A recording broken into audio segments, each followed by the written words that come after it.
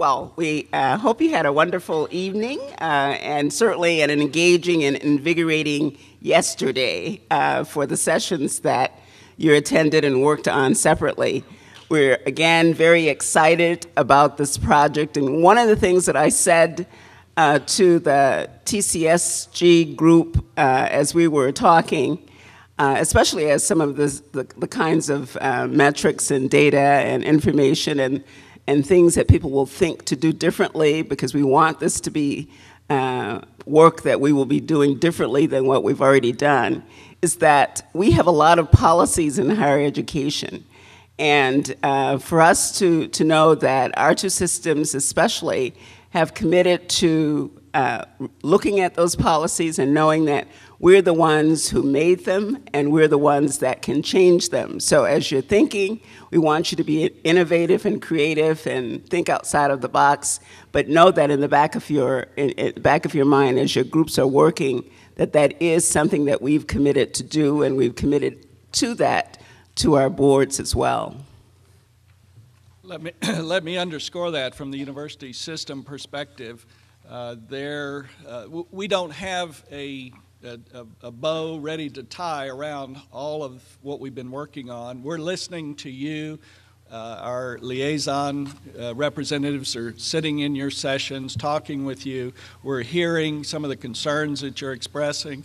And I would underscore what Josephine said, that we understand there may be strictures, there may be problems at a state level that we need to address, and we're ready to do that. So you are part of the process, you are part of the solution to how we land this endeavor that we've started this weekend working with you. You are an important part of that process. This morning, of course, we're starting off with one of our more important and critical and elephant in the room kinds of topics in higher education. And the panel is going to come up and get started. Dr. Mikulich will introduce the group as we're kicking off, but we hope you have a fun and engaging discussion, and be sure and think of all of your questions. This has been a very exciting joint project that we worked on. We of course received the $1 million grant to focus on remediation in our two systems, and you'll hear some of the results of that work today.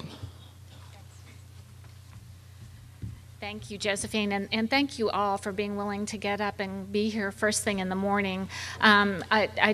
You know, if you didn't know before yesterday how important tackling remediation is, I know you know now. And we've got a little bit of data to show you, and this information came from Complete College America. Georgia was awarded one of the CCA $1 million grants, and our project focuses on transforming remediation. And I am Virginia Mikulich. I'm from the university system. This is Joe Dan Banker. He's from the Technical College System of Georgia, and we are the directors of this grant. We have representatives from our 4 institutions who are partners in the grant that will share their work with you today. But first, it is my pleasure to welcome back Uri Treisman, who's going to talk with you about the national perspective in remediation.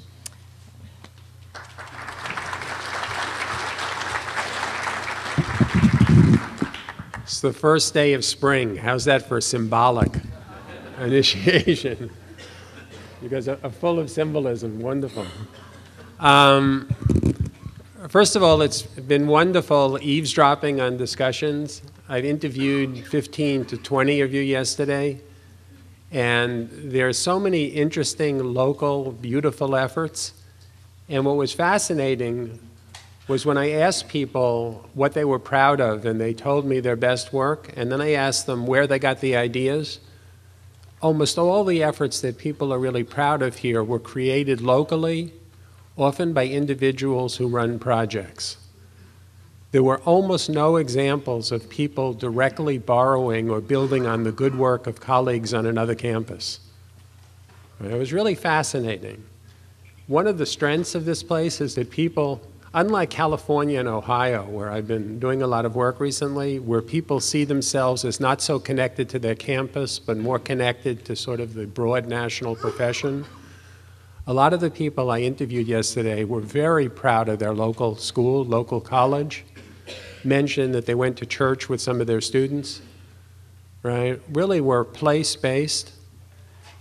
And this is very challenging for the system because working on remediation is really going to require building on local efforts and making systemic improvements in the way we teach students.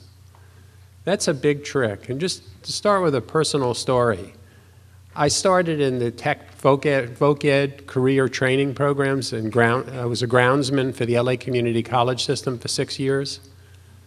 I started in horticulture. The idea that I'm now a professor of mathematics and public affairs astounds me. And I want you to know it astounds my mother even more. You know, I was basically in my 20s, directionless, young family. I needed to support myself. And for $6, I could go to community college and get a trade, right? And I just loved math. There's a point to this story. I just loved math, even though I was never really what you'd call an exemplary student. So during my lunch breaks at Los Angeles Community College, where I was working as a maintenance groundsman, I used to take my lunch outside a temporary building, which is still temporary 40, 50 years later. And I'd listen to the math professors teaching their math. I didn't actually understand a lot of it, but I just liked the sound of it. So one day, Jack Stutzman, who was the chairman of the math department, saw the gardener listening in. He came out and he invited me in to his classroom. And he told students that they could have lunch that period because he knew that if I was going to be in the class, I would have to eat my lunch. Otherwise, I wouldn't be able to have lunch that day.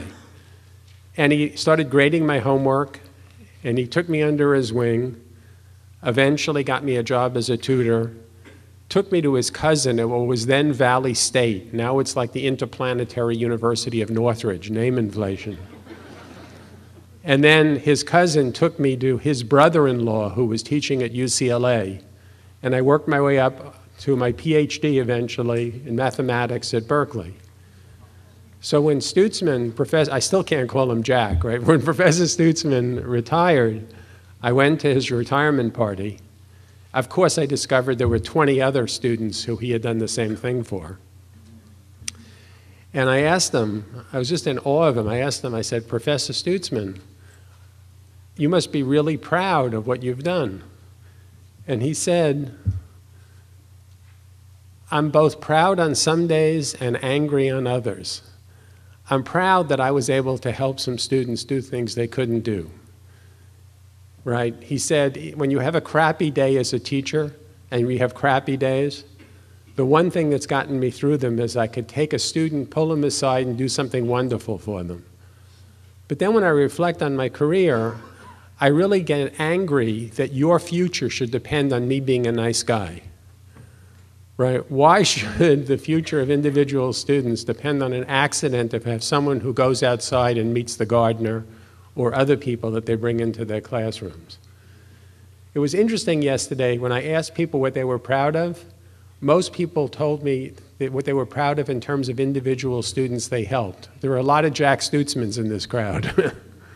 I guess it's just Georgia culture and it's community culture. A lot of you spoke directly in terms of helping students you could name. But you need to reflect on the other hard part. What are the systems in place that are going to make it less of an accident that students really succeed? And that's what remediation is just about. I can't, believe how lucky I am that I was just in the right place at the right time. Because if I weren't, there is no way, absolutely no way I would have enrolled and actually had the advice to do the things, to pursue dreams. And I remember the moment when my first math test and I got a B on it, and I could associate that B with my effort, it completely transformed my view of what I could do with my life. And you see that in your classrooms. First math class, when a woman comes back to school and she actually gets a good grade, and she has a sort of internal rage, you mean I can actually do this stuff? and it emboldens our students to raise their aspirations.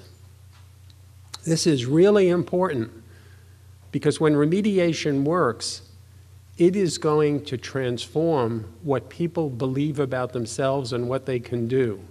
And that means that we have to be extremely careful when we design our programs, not to build them to limit futures, but to build them to be open platforms with the assumption that our job is actually to put in students' minds visions of good uses of their lives. So this is not what I planned to talk about, but it's spring, and I was really inspired by what people told me and saw my own story and a lot of your stories of helping your students. But now we need to look at the system elements. And because so much of what you've done is local, and so many of you have expressed sort of a mild distrust of systemic efforts and state efforts, actually, right? I think this is a place where you're going to have to suspend disbelief for a little bit, because the system is facing enormous pressure, both internally in terms of its own values and externally from the governor, legislatures, and policymakers more broadly, to change the way the system works for students who are now failing in high numbers. So this means shifting from individual work of caring, almost volunteer work, to looking at the structural reasons that students are failing. And as you all know, the data, 1% to 3% of the students who start in arithmetic actually make it all the way through calculus. And the whole remedial enterprise, by the way, is focused on college algebra as a prerequisite for calculus. Fewer than 6% of all the students in technical colleges and community two-year colleges actually are enrolled in calculus. Right? This is craziness. When we think about redesigning the remediation, we have some hard questions that have to be taken. The first one, as I just mentioned in my talk yesterday, is what should the content of the remedial courses be? The idea that we have thousands and thousands of students in Georgia prevented from completing certificates, licenses, and degrees because of college algebra is crazy. It is important that students who are going into STEM-related fields take real courses that prepare them for calculus. But other students who are going into social sciences, police work, interior design, all of these fields, need to take a pathway that's going through statistics or liberal arts mathematics. And those fields make far fewer demands on symbol processing that takes years of practice to develop. So part of remediation is not just structure or pedagogy, it's the content.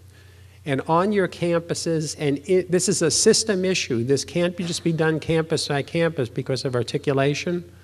As a system issue, you need to ask yourself, what is the evidence base for the content of these remedial programs? By the way, when remedial education was designed in the 1950s, it was designed as a way of making sure that kids coming to college learn what we wish they had learned in high school. At that time, most two-year colleges were still part of K-12. So most of these remedial courses, my math lab stuff, looks like an archaeologist would recognize it as 1951 high school. It's time to put that stuff aside. The purpose of remediation is not to make sure that someone completed high school. It's to make sure they have the credentials with quality to actually proceed to a degree, certificate, or license that has labor market value. If we look carefully at that, we're going to see more statistics, more liberal arts math, and that will make a positive pathway for lots of students. Second issue that Stan talked about yesterday is the structure. It appears, just San Diego City College, I went there to meet all the students who had started in arithmetic and actually completed calculus in 3 years, because I always believed that we should start with our successful students. So I meet with the institutional researcher, and I'm preparing myself to look at data. And the guy looks at me and he says, okay, her name is Rosa Martinez. When you can name the students who've succeeded, you don't have to worry about third-order moments of probability distributions. Something is fundamentally wrong. And many of you yesterday, in very loving ways, when I asked you what you were proud of in your programs, told me the names of students who had succeeded in them, right? And the names of students who had transferred up to here to the University of Georgia, right? So got to move past that. Long course sequences don't work. 2/3 of the students, we have large data sets from Florida, Texas, Ohio, California, 1 million student data set from Achieving the Dream. 2/3 of the students in remediation who do not complete a regular college credit course pass all their courses, but they fail to persist through long sequences. 2 models appear to have promise, and we have good data on this. About 1/3 of the students who are now in remediation could go into regular courses if they had support. But here's the deal. 59% of African American students who are placed into college algebra nationally fail it. 53% of Hispanics, almost half of whites. So when we work on remediation, we have to be careful that we're not building a 6-lane highway into a swamp. The problem is not just remediation. The problem is the initial gateway courses with extraordinarily high WD and F rates. In Florida, where they have a very good data system, you can track students all the way through, only 43% of the students with perfect or near perfect placement scores, AccuPlacer, actually got a C or better in college algebra. So when we have a system where half the people with near perfect scores fail a course, that's not about the students, right? It's about us. And this is relevant to Georgia, when institutions try to solve the problem by raising the entrance standards, it turns out there are virtually no differences at all in the pass rates of students after raising standards. Because grading is culturally determined in institutions. Faculty, when working in isolation, tend to give the same percentage of A's, B's, C's, D's, and F's every year. And institutions thought that they would get better completion rates by raising entrance requirements, had a rude awakening when they discovered that faculty grading patterns didn't change. So this is a system problem. Placement is a criminal enterprise. In most of your institutions, students take a placement test when they're tired, at the end of an orientation day, often a couple of days after classes start, and advisors tell them that it doesn't matter, you can't fail it. Well, wow. You can fail them. If you're not paying attention and are rusty, it could cost you a semester, 2, 3 semesters. 1 week of boot camp in California community colleges saves students a semester and a half of remediation. Some schools now are requiring that students sign a disclosure statement that they've studied what the placement test is going to be on, and they've had opportunities to practice so that they're not rusty when they walk in. Advising scripts have been written so that students understand a week before they come for the test how consequential it is. And guess what? When placement tests actually test students who are prepared and study for them, they're much better placement instruments. Right now, high school grades are better predictors of success than AccuPlacer or Compass. And there's good independent research on that. So when you fix remediation, you have to fix placement. You're going to have to fix articulation because you're going to build new pathways. And you should consider the 2 models, intensive with new student supports, putting students directly in with a student support course connected to it, or a stretch course with a regular college classes spread over a year rather than a semester, right, with extra student supports built in. I wanted to say a little about student supports. So I said yesterday that studies of student support personnel show that they are among the most frustrated people on campus because they almost always see students when it's too late to help them. So there are two issues. One is the reactive nature of student supports, and the second one is the content of student supports.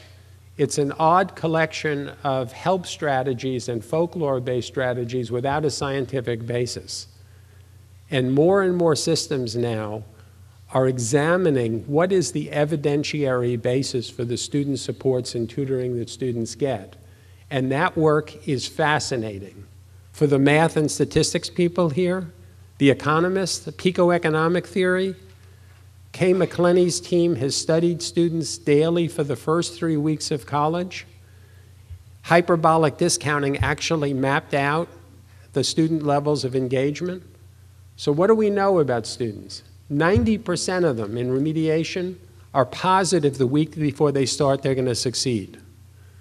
And what's happening? Day one, they go to class, they're all eager. The faculty come to perceive them as disengaged or unmotivated. Actually, the students are disoriented. First homework assignment, we have videos of this. Student sits there, he or she really wants to do it, they have no idea what to do. They get stuck on a problem, they have no idea how to get unstuck. And what happens is they lower their estimate slightly that they'll succeed. And then as soon as they lower their estimate from 90% to 80% chance that they'll succeed, they hedge their bets. And they add an extra hour of work or 2 hours. By the third week, they miss their first homework assignment. By the fifth week, depending on who they are culturally, they'll either disappear or they'll show up and not be there mentally. You've all seen this in your classes. We lose a third to half of our remedial students this way.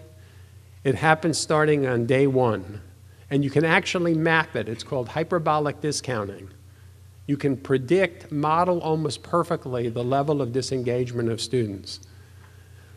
Reactive student support services are not going to help any of these students succeed. These students typically do not, they're there and they think they can succeed, but they don't have any way to figure out what's actually expected of them. Many of them are working, it's like a gas station, they drive up to campus, they get filled up, they drive home, and they're trying to figure out what's going on, right, sitting around the kitchen table late at night. And it's easy to get disengaged in that pattern. More and more campuses, oh, by the way, we say that all our learning support services are optional. Well, the big news is the studies show that remedial students just don't do optional. And when you look at the videotapes of them, if you've ever seen Kay McClenny or Arlene Arnsberger talk, there are students who say right into the camera, "You mean you knew this was good for me and you didn't make me do it?" Our support systems and our choice systems were designed for another era and another vision of higher ed. If you really want to address remediation, you can predict almost perfectly which students are going to struggle. And more systems are identifying those students and making remediation supports, student services, mandatory.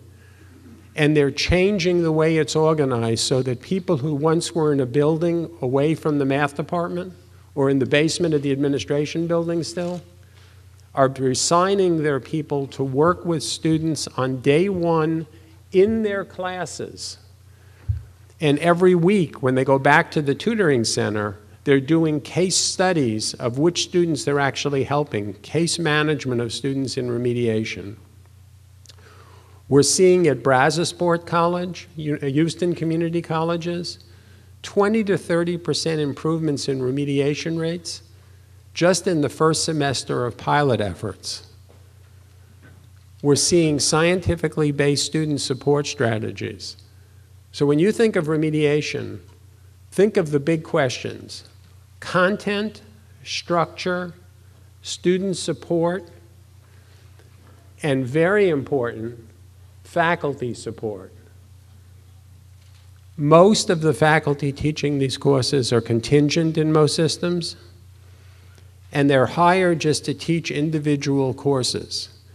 If we're going to improve these new pathways as a system, we have to think of the training course of these individuals, the certification of them, and how we're actually going to support a change in practice. Because the culture of remediation is deeply embedded in these courses. Norton Grubb's research, if you haven't actually seen it on remediation, beautiful work, shows most kids just sitting in front of computer terminals punching buttons on My Math Lab, right? No evidence of any substantive learning going on. And students do not believe that what they're doing in remediation is connected in any way to the degrees or licenses that they want to get. So let me close with this. If you're going to really work on remediation seriously, which we need to do for our country, you're going to find Community College Resource Center papers 41 and 42. We should distribute those. This is all the data on remediation and placement. About a third of the students in remediation should go into the regular course with a mandatory support course. That support course should be designed in modern scientific terms. Brazosport is an example. Houston Community College is an example. The Dana Center has benchmarking tools so you can compare yours. They all rely on mindsets, anxiety reduction, sophisticated study skills, calibration, self-regulation. Notice in videotapes that when your remedial students get an exam back, they go, I got a C, like it's a lottery.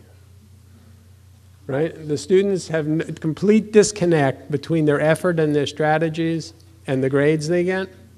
That's incredibly demoralizing. Reduce choice, and you can make an extraordinary difference in students' lives. So, content is one, structure is another. A third of the students write in with support, another third of the students in a stretch course with support. Students starting in arithmetic really need to be in contextualized licensing and certificate programs, because the national data is that 1%, 2%, or 3%, depending on the system, actually make it through. And that's just torture. It's not useful for those students. The IBEST system in Washington, more returning adults who start in arithmetic who go through certificate programs, contextualized math, actually decide to continue in regular math than people who go into remedial math 1. So we need to change. The next question for you guys is going to be, how do you organize this change? And that's where your system needs to build support so that it's not happening in isolation on each campus. We can't do this by continuing a culture of collective amnesia, where everyone works in isolation, tries to design the system in isolation. It needs system solutions. And finally, the politics has occurred. The window is open to do this as a system. And that's the purpose of this convening and the supports that are going to follow it. Thank you.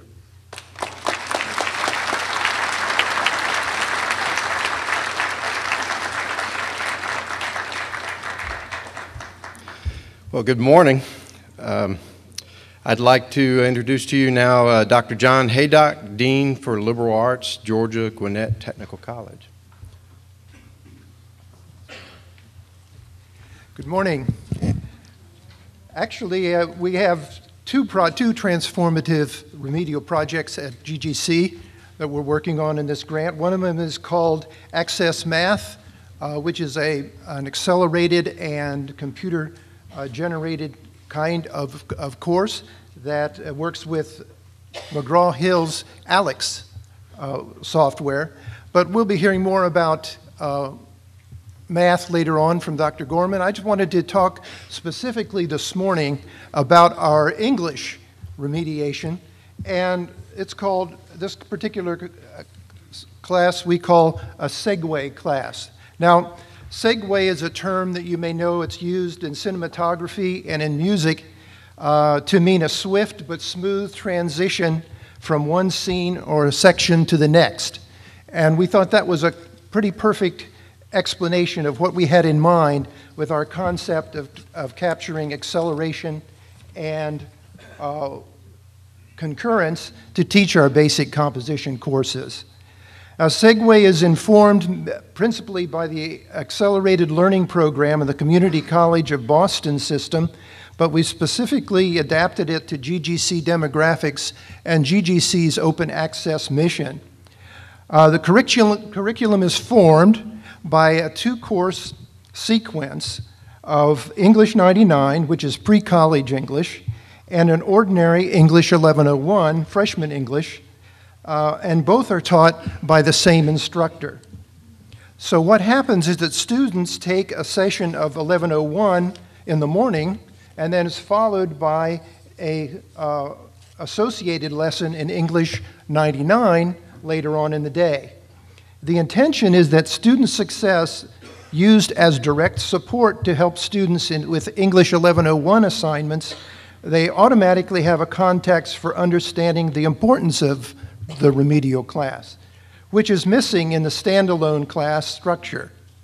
So they get to interact together with the same assignments. There's a faculty member and a tutor in each of the English 99 classes. And currently, the tutors are part-time instructors who will be teaching a regular Segway class in the future. So we have about 240 students now engaged in this particular project, and I'm counting the 1101 students as well as the English 99 students because they do this together. And later on I can give you just a brief idea of how successful we found this to be. Now the Segway Faculty Steering Committee is made up of 6 composition and rhetoric specialists with extensive experience in remediation, both at their previous institutions and at Georgia Gwinnett College. Now, we believe the real success to this program is the proper recognition of students truly at risk, as Ure has just mentioned, and if they need remediation at all.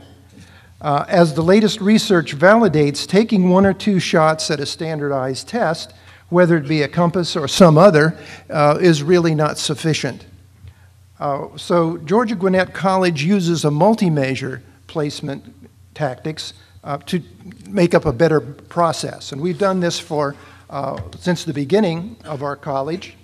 And what we do is let the CUSP students who take the Compass Skills Writing exam and have 2 opportunities to compose a exemplary essay that may place them into English 1101. This practice has generated in the last 9 months about 1,000 essays, and they're formally read and scored by volunteer English faculty.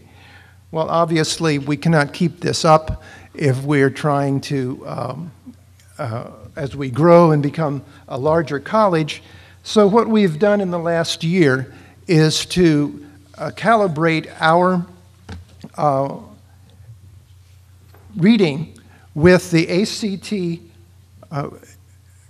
instrument called eWrite, which is basically a guide which reads and scores automatically the essay based on a prompt. So the students actually then take the compass test, and then those that are assigned between 60 and 79 get 2 chances to do a written essay before they're actually placed either in English 99 or English 1101. Now the individual recruitment takes place at freshman registration. We have advisors at orientation. They have t-shirts. They do pitches at orientation, trying to, again, explain the Segway program and how it actually works. And then an additional section we put together was filled with students who had previously failed English 99 and who had wished to try an accelerated version of English 99 on their second attempt. We had a registration that required commitment on the student's part not to drop either of the courses. And once the students were in the class, we used another ACT product called Engage, which really works on the effective side of intervention. In other words, ENGAGE is a psychometric self-identification survey which determines the student's success through focusing and maintaining energies on the goal-directed activities. So again, in the classroom, they took this ENGAGE, and other effective issues we try to address by having someone come in from our student psychological services who help students get over the idea that they're hopeless writers and stuck in English 99. In delivery, the sequence is a hybrid mixture of electronic and traditional sources, particularly the acceleration in the development of grammar skills through using electronic netbooks distributed in the classes, and then it gives access to Pearson's mycomplab.com. These are the central activities in the first part of English 99. The internet-based program has a feature called right-click in it, some of you may be familiar with, that works at the sentence level of correction. But in addition, we've also made extensive use of D2L, which is the new learning management system that is going to be used in the USG system starting this fall.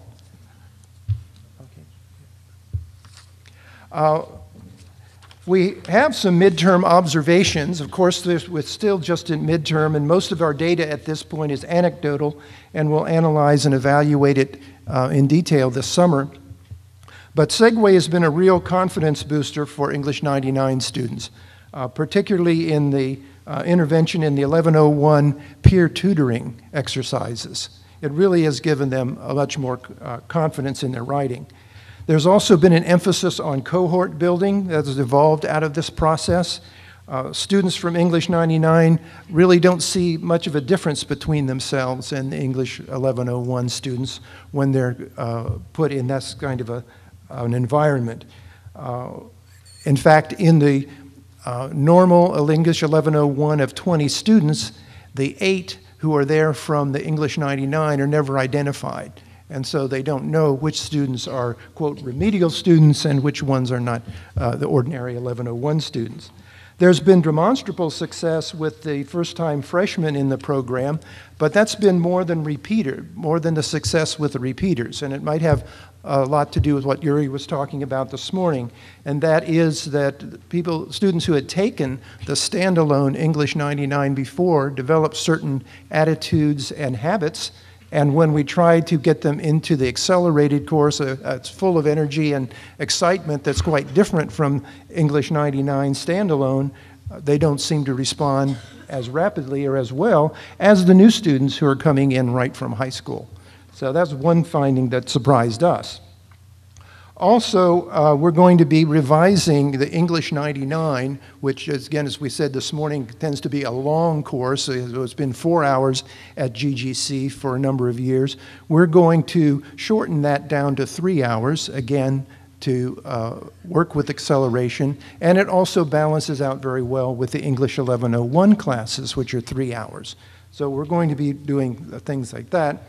We've also found out that the students in the classroom, we might make them more specialized and want to shift also from using Pearson mycomplab to Pearson's mywriting.lab.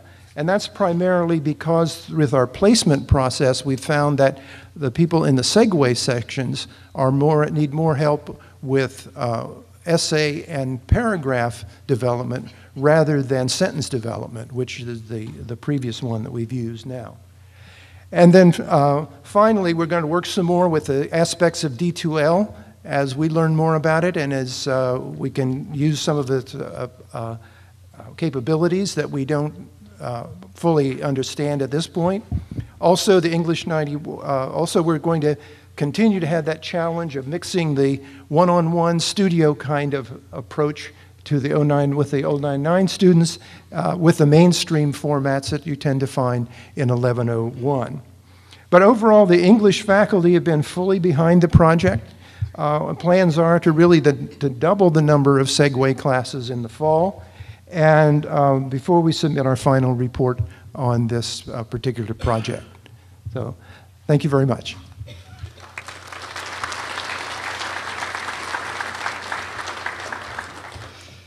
Okay, now I'd like to introduce Dr. Tanya Gorman, Vice President for Academic Affairs at Georgia Piedmont Technical College. Good morning. We have entitled this, or we have entitled this presentation, The Math Mystery, because our students, like yours, are generally problematic with math. Philosophers and scientists and others from ancient times to the modern struggle, or modern era, have struggled to define mathematics from the sublime to the silly. Just to kick us off, the laws of nature are but the mathematical thoughts of God, from Euclid. Numbers rule the universe, Pythagoras. Mathematics is like love, a simple idea, but it can become complicated. This is an anonymous person who I believe was a romantically frustrated mathematician. Math is being able to count up to 20 without taking off your shoes, attributed to Mickey Mouse. Regardless of what you think about mathematics, one thing is true. It is a mystery to many of the students, and it terrifies students, and without being able to get through that, they struggle, and we all know that. Slide 2. I'm trying to hurry up here, so I'll talk fast. Some of the challenges and strategies that we have experienced at Georgia Piedmont with our learning math, with our learning redesign project. One of the initial barriers, and I hate to do this, it's true confession time, was me.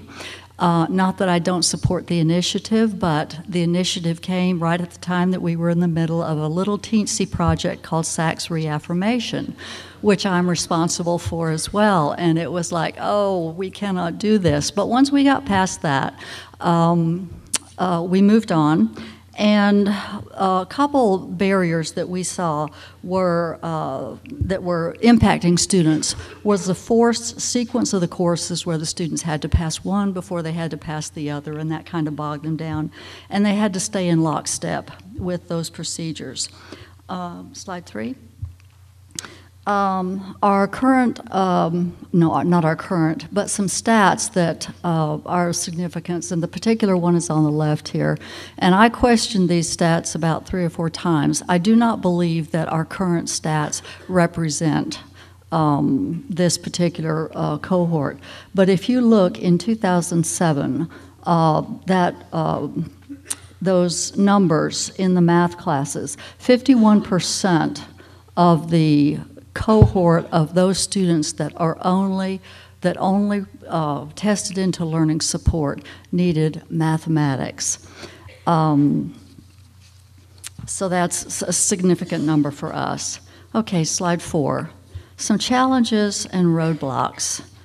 We actually started, we meaning the college, actually started learning support redesign in 2004 with math courses. We realized that the traditional chalk and talk method did not meet the students' needs. And so we started minimally with some online learning and learning support strategies, but it did not address all of the students' concerns with this. One of the roadblocks that we see and continue to encounter is that many students have trouble passing the test. They passed their coursework, but they feared and often failed the Compass test. That was a roadblock. They got through the courses, but then they couldn't get out of that Compass test.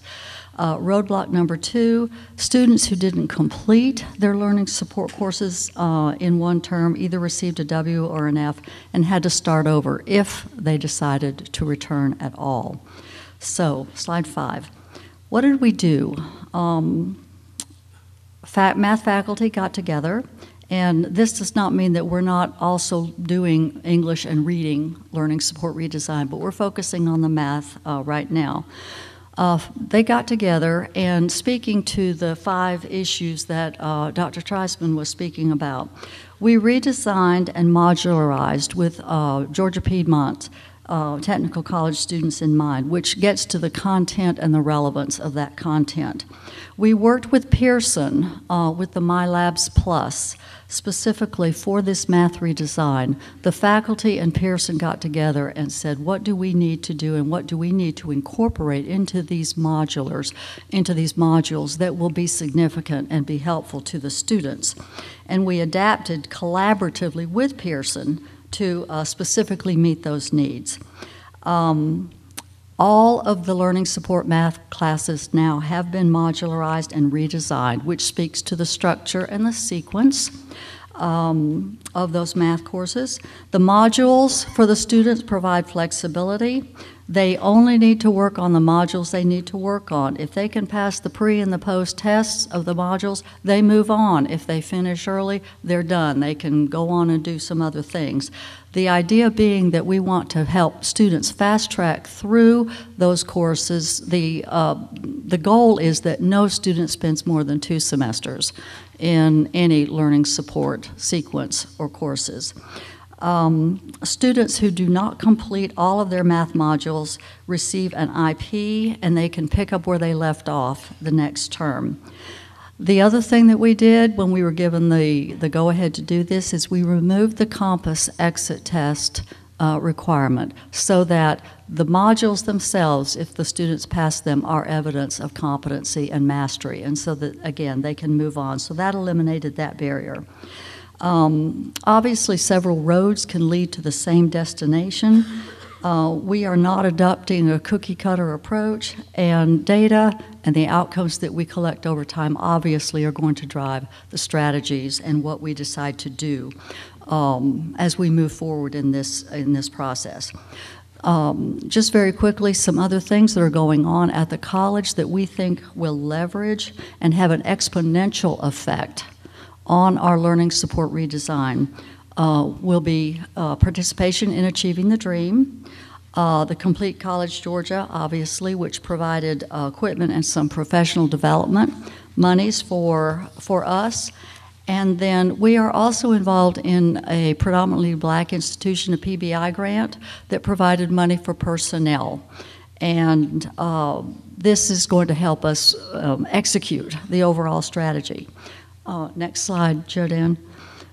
Success, although it is very early, I wanted to share briefly putting a face, kind of like yesterday's students, a face on the learning support efforts to date. We redesigned a physical reconstruction of some lab space, which provides for computers for the students, but it also provides for some common ground where they can interact and provide support, learning groups for each other. And we also, the money that came from the grants supported learning coaches, and that speaks to the support issue that Dr. Treisman spoke of, that we have money to employ 16 learning support coaches. We have 13 of those hired at this point. We're in the process of filling the other 3. But one student in the lab, just want to share one story with you quickly. This is a story that the learning coach shared. A young lady I was helping kept asking me what to click while working on a Pearson exercise. I told her to click on what she thought was right.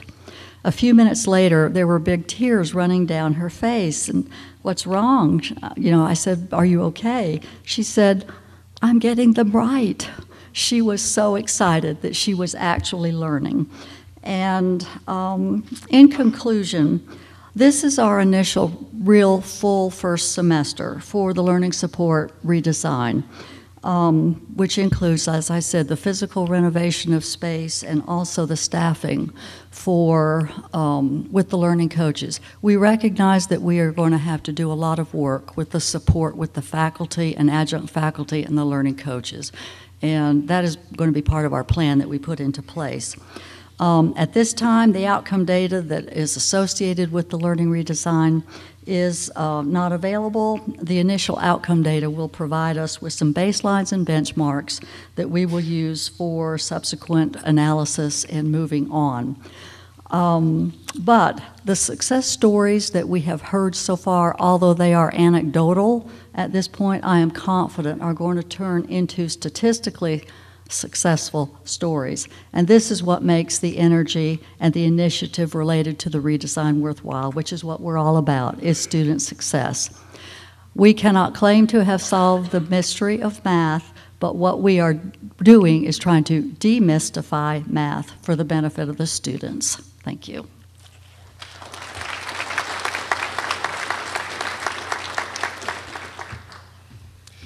Okay, now I introduce Dr. Ann Crowther, Assistant Vice President for Academic Affairs at Georgia Coastal, Georgia. Excuse me.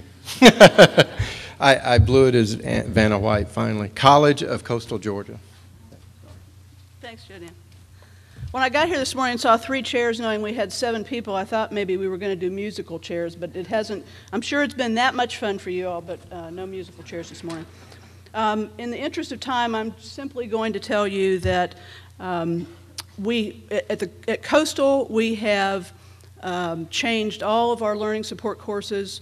One of the key elements is that we are now using supplemental instruction leaders in every section of every learning support course, and I think that's going to be a real key for us in the future. We have both accelerated and modularized English, and our math courses are modular. On the reading side, our enrollments are dropping significantly. And this term, we have only one section of reading. We're able to fill only one section. Began with 21 students, had 17. The model we're using that we're calling Fast Track is the goal is to get students out of the course by the midterm, leaving them the remainder of the term with one less course and hopefully much more time to spend on their other courses. Students are selected by the faculty a couple of weeks into the semester, and they, based on Compass scores, the assignments early in the semester, an interview with the faculty member, and an agreement on a contract of what they will do, which is through using the Townsend Press diagnostics to identify their areas of weakness. They go to the class, they work with the SI, they work individually with the faculty member, and they then work on the diagnostics online to improve those areas of weakness. And if the professor decides it's appropriate, the student then is allowed to retake the Compass at the midpoint. Our cutoff is a 78. If the student scores a 78, then the student is out of the course and moves on. So we began that in the fall. We had 9 students were identified. 8 of them did exit the course at the midterm. The other student followed through the rest of the semester, earned an A in the course, and exited. Significant to me is that all 9 of these students are enrolled this semester, 8 of them full-time. About 63% of all of the students in our reading courses are enrolled this semester, so there's a significant difference there. This semester, as I said, we have about 17 to begin with. 13 of those students were selected. 9 exited the course at midterm, and we're hopeful that the other 4 will pass out. So, well, not pass out maybe, but actually, some of them may, but I'm not responsible for that part. So that's where we are, and have a nice day.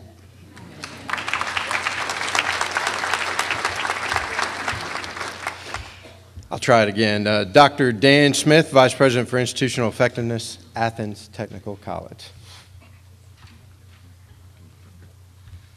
Good morning. As you heard the students yesterday, 2 things kept reoccurring. Advisors played an important role in their lives at the college, and career planning and placement was important. This morning you heard that if students are prepared to take the placement exam, they do a better job. So what we've done is we've developed a process called FastPass, and this came up after we started talking about how we're going to redesign our reading, our mathematics, and our English. And the faculty worked with staff and student affairs to develop our early entry program so that if a student applies this semester for fall semester, they can go ahead and get started on their college work. And the FastPass component combines our existing college success course with my Foundations Lab. The success course allows students to become familiar with the college. It allows students to explore career options, and it allows students to develop their time management skills and to meet with advisors. And then it also allows them to use the My Foundations Lab to brush up on their skills. And all of this was based on observations that students often come unprepared to take the placement exam, or they don't understand the importance of the placement exam. What was the statement? Oh, it's not important. You can't fail it. Well, they can, and it does hurt them.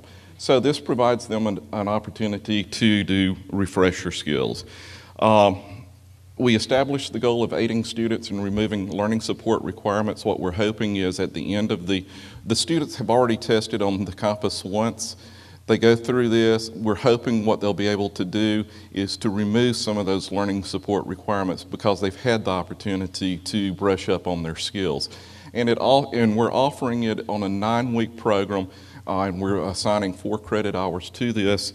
And as it's going, this is our first semester that we're running it. We're excited about it. We're having some good feedback on the content of the course, and we're doing a little restructuring. So hopefully by the next few weeks, we'll know if students were able to eliminate some of the remediation that were assigned to them on their initial placement.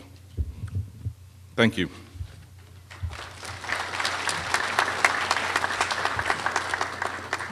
Well, I'm not going to, I know we're at the end of our time, so I don't want to spend very much time, but I'm sure you're feeling like I am, that especially after Dr. Treisman's very sobering message that we have our work cut out for us.